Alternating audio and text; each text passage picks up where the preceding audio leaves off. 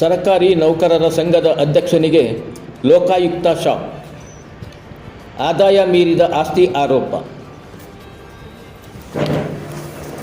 ಪ್ರಿಯ ವೀಕ್ಷಕರೇ, ಧಾರವಾಡ ಜಿಲ್ಲೆಯ ಸರ್ಕಾರಿ ನೌಕರರ ಸಂಘದ ಜಿಲ್ಲಾ ಅಧ್ಯಕ್ಷ ಸೋಮಲಿಂಗಪ್ಪ ಸಿದ್ದನಗೌಡರ್ ಅವರಿಗೆ ಲೋಕಾಯುಕ್ತ ಪೊಲೀಸರು ಗುರುವಾರ ಬೆಳಂಬೆಳಗ್ಗೆ ದಿಢೀರ್ ದಾಳಿ ನಡೆಸಿದ್ದಾರೆ. ಆದಾಯ ಮೀರಿ ಆಸ್ತಿ ಗಳಿಕೆ ಆರೋಪದ ಹಿನ್ನೆಲೆಯಲ್ಲಿ ಸಿದ್ದನಗೌಡರ್ ಅವರ ನಿವಾಸ, ಕಚೇರಿ ಸೇರಿದಂತೆ ಹಲವು ಸ್ಥಳಗಳ ಮೇಲೆ ಏಕಕಾಲಕ್ಕೆ ದಾಳಿ ನಡೆಸಿ ಪರಿಶೀಲನೆ ನಡೆಸಲಾಗುತ್ತಿದೆ.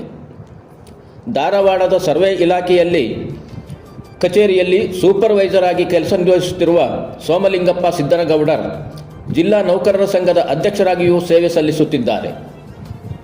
ಇವರು ತಮ್ಮ ಆದಾಯದ ಮೂಲಗಳನ್ನು ಮೀರಿ ಅಕ್ರಮ ಆಸ್ತಿ ಗಳಿಸಿದ್ದಾರೆ ಎಂಬ ದೂರುಗಳು ವ್ಯಾಪಕವಾಗಿ ಕೇಳಿಬಂದ ಹಿನ್ನೆಲೆಯಲ್ಲಿ ಲೋಕಾಯುಕ್ತ ಎಸ್ಪಿ ಸಿದ್ದಲಿಂಗಪ್ಪ ನೇತೃತ್ವದಲ್ಲಿ ಈ ಮಹತ್ವದ ಕಾರ್ಯಾಚರಣೆ ನಡೆದಿದೆ ಎಂದು ಹೇಳಲಾಗುತ್ತಿದೆ.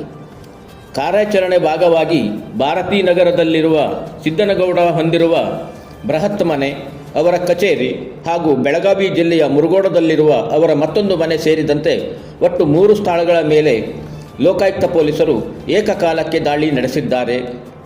ಸದ್ಯ ಲೋಕಾಯುಕ್ತ ಪೊಲೀಸರು ಸಿದ್ದನಗೌಡ ಅವರ ಆಸ್ತಿ ದಾಖಲೆ ಪತ್ರಗಳನ್ನು ಕೂಲಂಕಷವಾಗಿ ಪರಿಶೀಲಿಸುತ್ತಿದ್ದು ತನಿಖೆ ಮುಂದುವರೆದಿದೆ ಎಂದು ತಿಳಿದು ಬಂದಿದೆ. ಪೃಥ್ವಿರಾಜ ನ್ಯೂಸ್, ಶಿರಸಿ, ಉತ್ತರ ಕನ್ನಡ.